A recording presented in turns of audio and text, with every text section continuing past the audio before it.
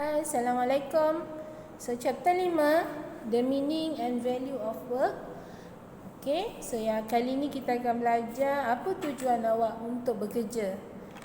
Okay, adakah kelayakan awak setaraf dengan kerja yang awak lakukan? Dan kita juga akan belajar apakah jenis-jenis kesalahan yang tidak beretika di dalam pekerjaan, especially when you work with an organisation. Okay. So, ni yang pertama, finding jobs to want. Okay, apakah kita punya tujuan ataupun matlamat kerja kita? What do you want from a job? What have you been particularly interested in at earlier job? Apa yang menyebabkan awak nak bekerja dan apa benda yang menarik perhatian awak untuk apply kerja tersebut? Mungkin gaji, mungkin working environment. Okay, how convincing are your education, work experience, personal skill and etc. in relation to what you are seeking? Bagus sangat ke experience awak sehingga awak nak apply jawatan senior officer contoh. Okay, how do you plan for the near term differ from your long term ambition? So macam itulah maksud dia. Kalau ikut etika yang sebenar, kita kena kaji sama ada kelayakan kita, pengalaman kita sesuai ataupun tidak dengan kerja yang kita nak mohon. Okay, strength maksudnya kekuatan kita. Recognizing your own skill correctly helps you find the job that suit you best and increase the probability of getting hired. So nak kena tengok pada skill yang kita ada. Okay, skill yang kita ada perlu cukup supaya ianya memudahkan untuk kita diterima kerja.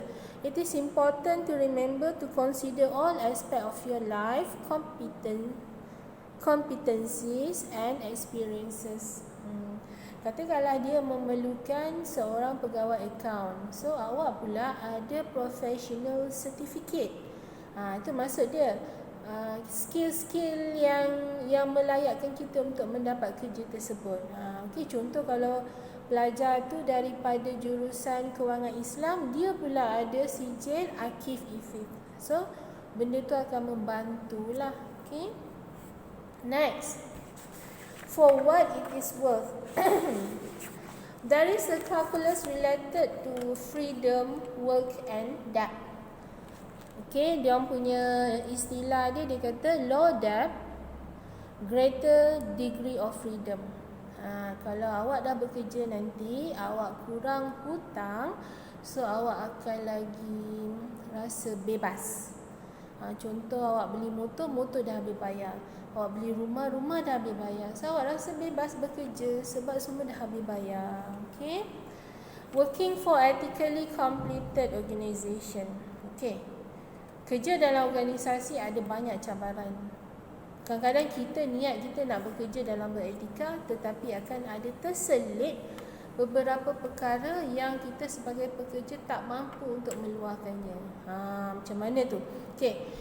Ada setengah organisasi dia mengeksploitasikan pekerja. Mengeksploitation ni dia macam mempergunakan pekerja. It's one of the most frequently cited area of corporate abuse.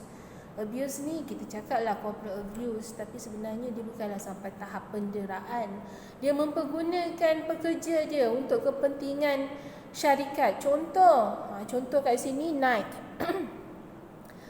Nike company, ada yang cakap Nike, whatever lah. Nike company pays athlete million to break a sweat for a few hours so they can get some good action video for commercial selling athlete shoes.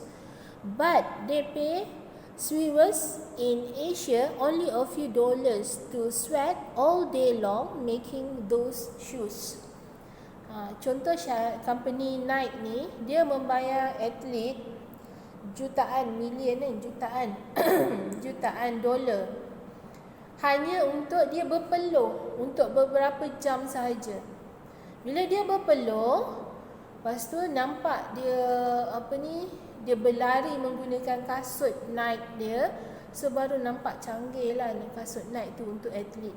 So dia bayarlah atlet tu jutaan dolar. Tapi dekat Asia pula, kita nak jual kasut, kita hanya bayar sedikit, sedangkan atlet tu dia dah berpeluh sepanjang hari. Ibaratnya macam tu lah, dia mempergunakan pekerja untuk kepentingan syarikat tersebut. Okey, tu maksud dia. Exploitation of consumer. Yang ni pula memperdaya atau mempergunakan pelanggan. Dia lebih pada memperdayakan lah. Contoh, breakfast cereal aims at children frequently boasts on the box that the nugget or the puff contain 100% of the recommended daily allowance of various vitamin and minerals. They don't say anything about sugar high and creations. Creations ni macam kesan sampingan. Okey, dia memperdayakan pelanggan bila dia buat sesuatu iklan breakfast, kan, makan cereal yang macam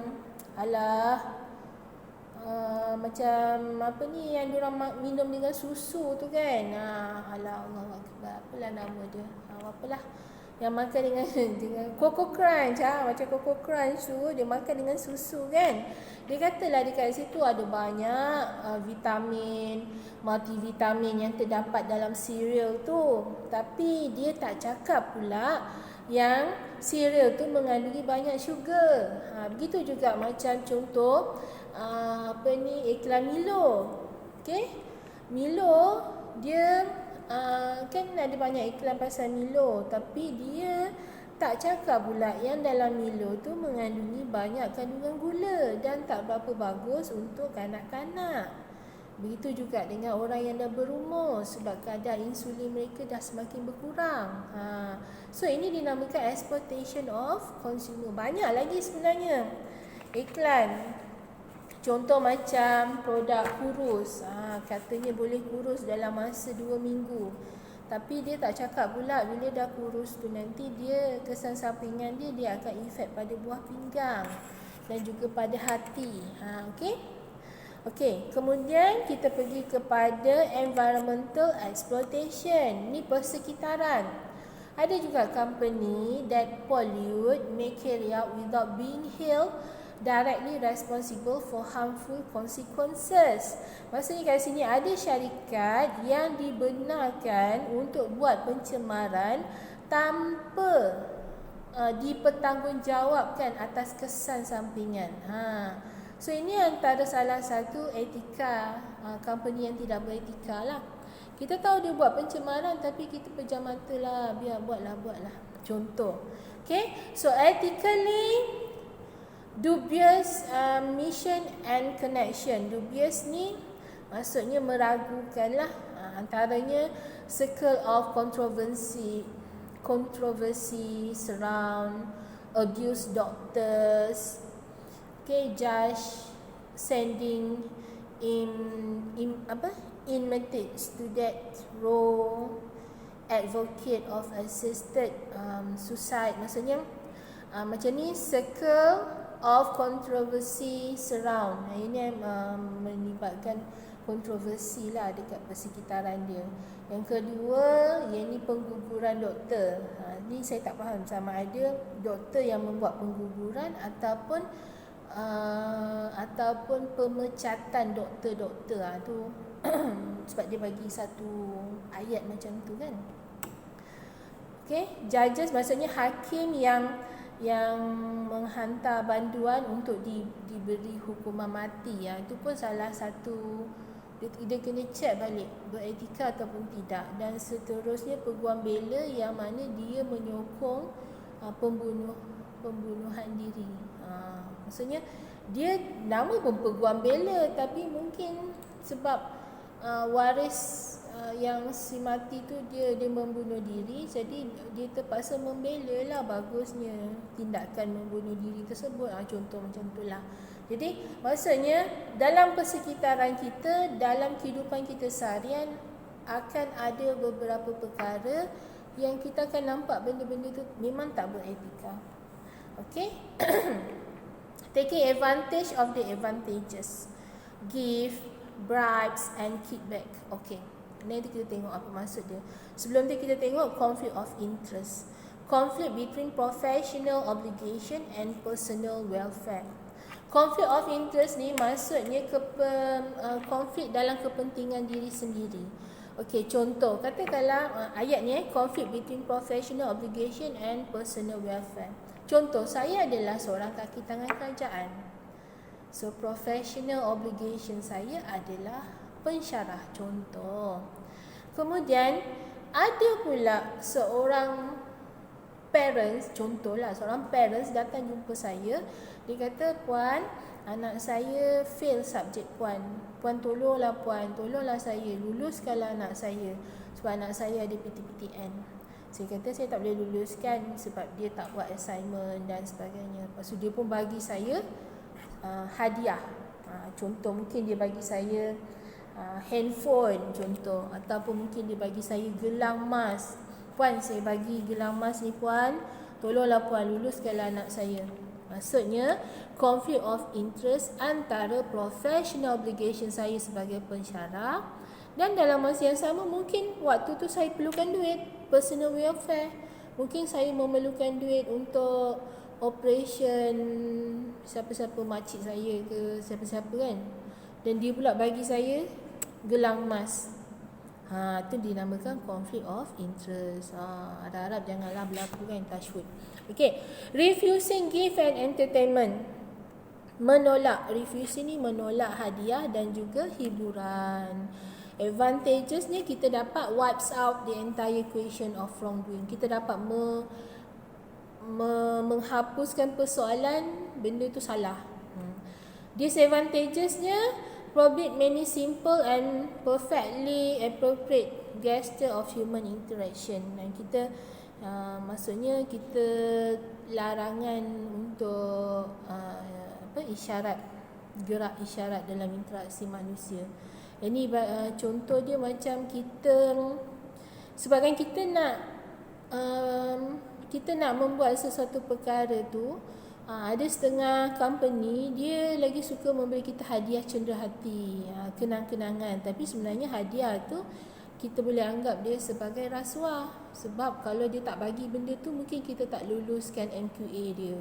Contoh. Jadi disadvantagesnya kita dapat mengelak benda-benda yang macam tu lah, yang mana dia akan melambatkan lagi proses kerja kita. Okay. Kemudian apa lagi isu? Remedies ni isu lah yang berkaitan dengan conflict of interest semua ni. Okay. Yang pertama, dampen your professional relationship. Ni dapat menjarakkan atau melembabkan. Kalau awak Google kan, dampen ni melembabkan, tapi sebenarnya dia menjarakkan hubungan profesional awak ni. Okay. Ada 3 benda yang biasanya diperlukan. Okay, yang pertama, transparency. Transparency ni maksudnya transparent lah. Kita tak ada selindung-selindung. Kita ceritakan. Kalau ada kena bayar yuran tambahan, kita bagi tahu yuran tambahan. Jangan pula nanti student dah masuk, dah bayar yuran pendaftaran, tiba-tiba kena bayar lagi yuran lain. Itu dinamakan transparency ataupun openly acknowledge. Yang kedua, recusal. Recusal ni sampai satu tahap dia tak nak ambil tahu. Abstaining from taking part in decision. Dia nak mengelak daripada mengambil bahagian dalam membuat keputusan lah. Dia tak nak tahu, tak nak ambil tahu, tak nak ambil part, orang kata. Organizational code ni dia macam norma organisasi ataupun etika organisasi lah, contoh kan. Kat situ, for example, in origin, for example, legislator are prohibited from accepting gift value at more than $50. Maksudnya kalau orang tu dia nak bagi cenderahati, pastikan cenderahati tu tak lebih daripada $50. Darablah dengan kita sekarang berapa nilai ringgit kita, darabkan. Tak boleh lebih. Tapi kalau benda tu lebih, itu dah dianggap sebagai rasuah. Disadvantages dia, they frequently leave grey area. Biasanya diorang akan masuk ke kawasan yang susah, yang nak menerima peraturan lah. Okay, question to ask before accepting gift. Katakanlah kita dah tolak, minta maaf ya, saya tak boleh terima sebarang hadiah. Tak apa, ini bukannya untuk company, ini sebagai pribadi, hadiah pribadi saya pada tuan. Contoh, sebelum nak terima hadiah tu, ini antara soalan-soalan yang perlu kita tanya. Tapi biasanya jarang lah orang nak tanya, orang akan ambil je. Saya pernah dulu, sebelum ni saya kerja dekat college swasta. So dekat sana memang setiap kali MQA datang, kita akan bagi something lah. Maksudnya contoh macam kalau kat Perak ni labu sayung ke, ataupun keris, kita akan masukkan dalam box kan, untuk kita bagi ceria hati. Maksudnya kita nak bagi kenangan, tanda kenangan lah pada mereka. Tapi sampai satu tahap bila dipinda atau pemberian hadiah semua ni, jadi semua kaki tangan tak dibenarkan untuk menerima sebarang hadiah. So bila kami dah prepare, minta maaf, baru akan tolak, minta maaf, kami dilarang untuk menerima sebarang hadiah. So tak adalah diorang. Okey, apakah jenis-jenis, apa perbezaan antara hadiah, rasuah dan juga kickback ni? Dia macam rasuah jugalah. Okey, kita tengok sini, bribes. Bribes ni rasuah. Ataupun orang kata ni hadiah. Everything from straight cash to entertainment. Contoh, katakanlah awak langgar lampu isyarat. Sekali depan tu ada polis trafik. Awak ditahan, lepas tu polis kata, tahu tak awak ni salah apa-apa. Awak pernah ambil selok poket ada 500, awak bagi dekat pegawai polis tu. Itu dah dinamakan rasuah. Maksudnya dengan 500 tu, awak mengharapkan polis trafik tu tak saman awak. Itu rasuah. Okey. Ataupun, katakanlah awak nak minta bos sign satu projek yang besar, awak nak jadi ketua projek tu, tapi bos kata tak nak. Bos, jom bos, malam ni saya belanja pula dekat kelab malam contoh. Lepas tu ada pula penari-penari seksi. Contohlah nak cerita pasal entertainment. So bos pun rasa seronok, happy. Awak pun bawa keluar borang, bos, tolonglah bos bagi saya jadi ketua projek untuk projek dekat Klang Village contoh. So dia pun sign. Itu adalah rasuah. Okey, kickback ni dia macam rasuah. Yang ini dinamakan unethical commission. Okey, contoh, saya ni pegawai tinggi kerajaan, ataupun saya jadi menteri, timbalan menteri lah contoh. Ni contoh timbalan menteri di jabatan luar bandar contoh. So ada seorang pemaju developer datang jumpa saya. Dia cakap, puan, saya nak buat satu kawasan perumahan di Bukit Candan, kata. Lepas tu saya kata, minta maaf, Bukit Candan ni telah digazetkan sebagai tanah kerajaan, awak tak boleh buat. Lepas tu dia pemaju ni pun dia terangkan kat saya, ni memang cantik kalau kita buat lah, bla bla bla bla bla. Okey, puan, macam ni puan, saya bagi puan satu rumah dan juga saya bagi puan duit 500,000. Tolong luluskan permohonan saya untuk membuat perumahan di Bukit Candan.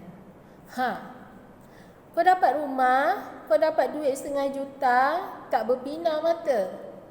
So apa jadi? Okeylah, saya pun pejam mata. Kalau saya jenis tak beretika lah, saya pejam mata, saya pun sign. Itu yang terjadi masa yang dekat Sabah tu, pegawai Jabatan Air Sabah. Kan, bila dah dia ditangkap rasuah, bila diorang buat cek dekat setiap laci dekat rumah dia, semua penuh dengan duit. Sebab kalau dia letak dalam bank, orang akan tahu. Diorang kena declare asset. So apa dia simpan lah dalam laci-laci rumah dia, berjuta-juta ringgit dalam rumah dia. Sebab dia mengambil rasuah dalam bentuk kickback. Itu dinamakan kickback. Okay, third party obligation. Orang yang ketiga, apa dia patut buat? Why should I get involved? Ethic and self-interest.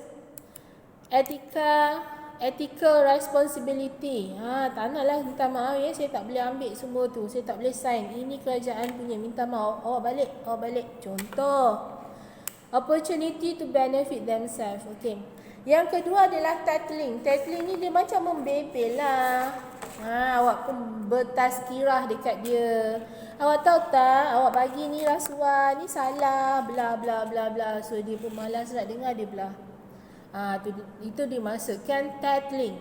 Perfectly responsible moral dictates used to attack others and benefit yourself. Awak bebel lama-lama dia dah tak tahan dengar. Tak apalah puan, minta maaf, saya pergi dulu. Pergilah. Tattling is weapon ethic. It's doing the right thing for selfish reason.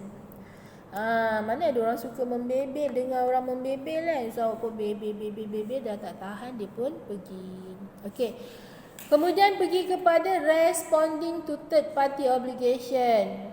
Orang yang tiba-tiba orang dengar saya terima rasuah, dia pun pergi report. Itu dinamakan third party. Okey.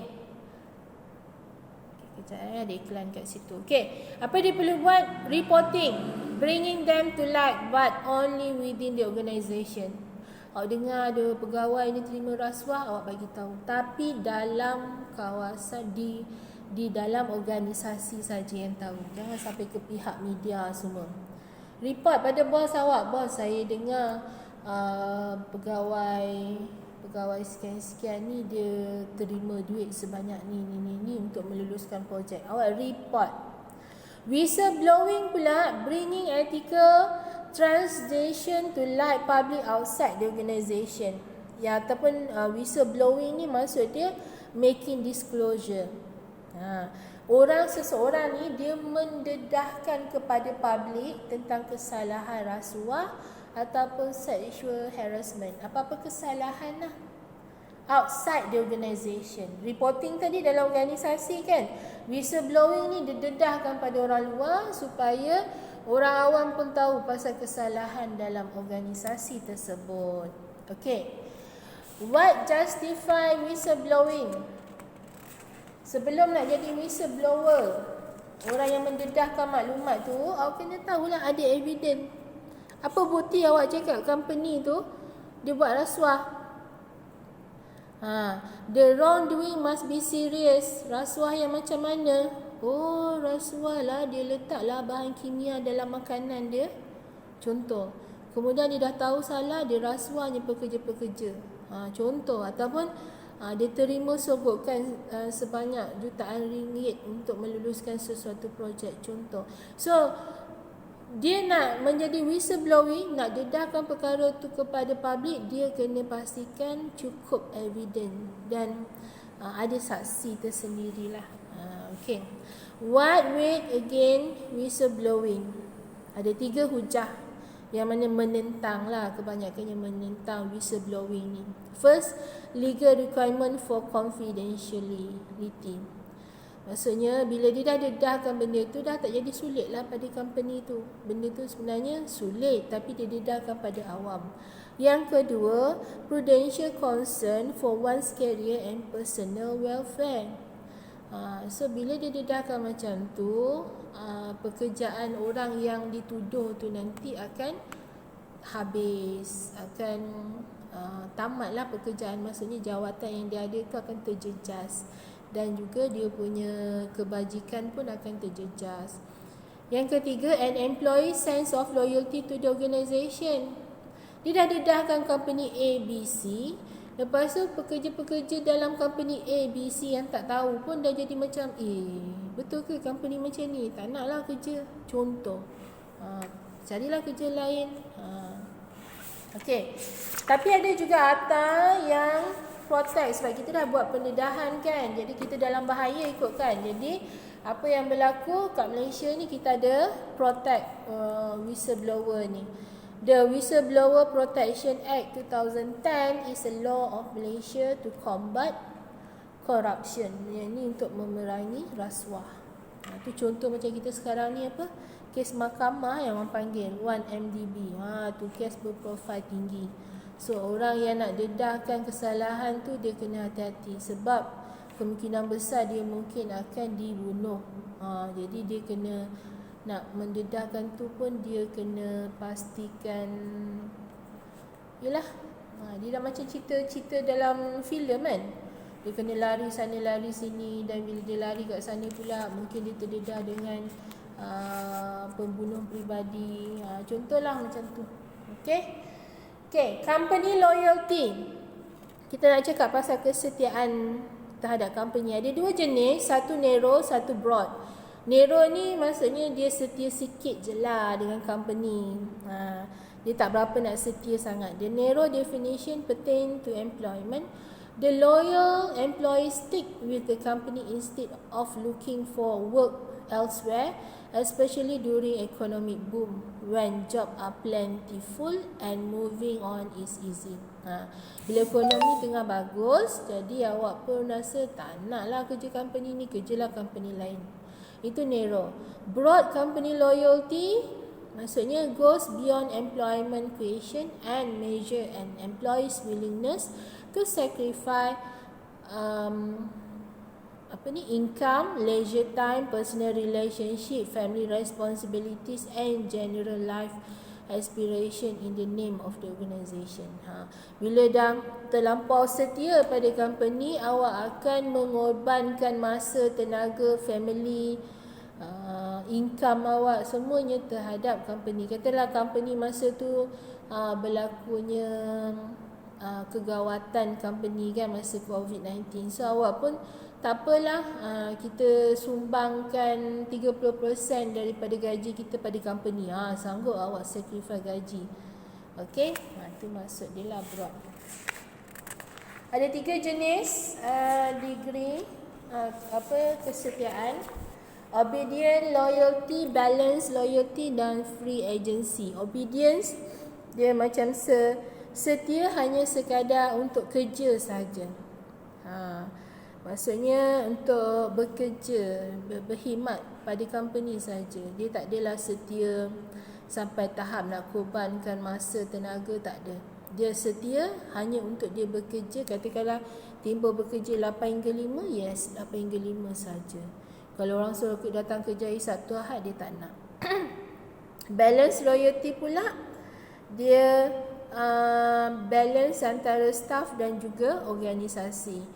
So dia mengiktiraf antara satu dengan yang lain. Organisasi perlukan dia, dia pun perlukan organisasi. So sama-sama. Katakan organisasi suruh datang kerja hari Sabtu Ahad, okey, apa yang dia dapat? So organisasi bagilah dia cuti sehari ke, ataupun allowance 1 jam RM30 ke. So win-win situation. Itu dinamakan balance loyalty. Free agency pula, dia absent of loyalty. Awak tak setia langsung. Awak macam touch and go. Contoh apa? Part time pensyarah, pensyarah part time. Dia tak adalah nak loyal pun dekat USAS ni, contoh. So yang dia tahu, dia datang kerja bak gaji. Contoh. Dia tak adalah kata nak sayang sangat dengan organisasi yang dia bekerja tu, sebab dia part time. Okey, tak ada kepentingan pun. Okey, habis dah. So habis dah chapter 5. Ada soalan nanti macam biasa boleh tanya saya. Okey, Assalamualaikum.